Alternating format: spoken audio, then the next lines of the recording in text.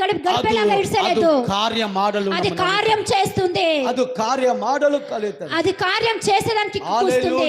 హల్లెలూయా ఆమేన్ ఆమేన్. ఆ కోరేషుನ ಮೇಲೆ ಅಭಿಷೇಕ. ఆ కోరేషున పైన అభిషేకము. ಎಜ್ರಾ ಪುಸ್ತಕ 5ನೇ ಅಧ್ಯಾಯ 17ನೇ ವಾಕ್ಯ.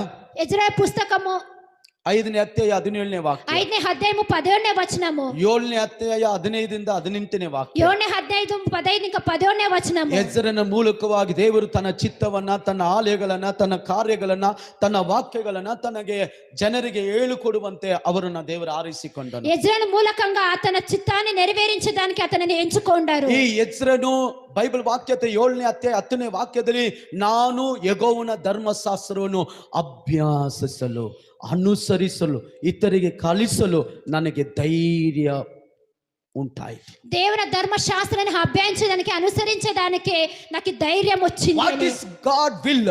సువార్త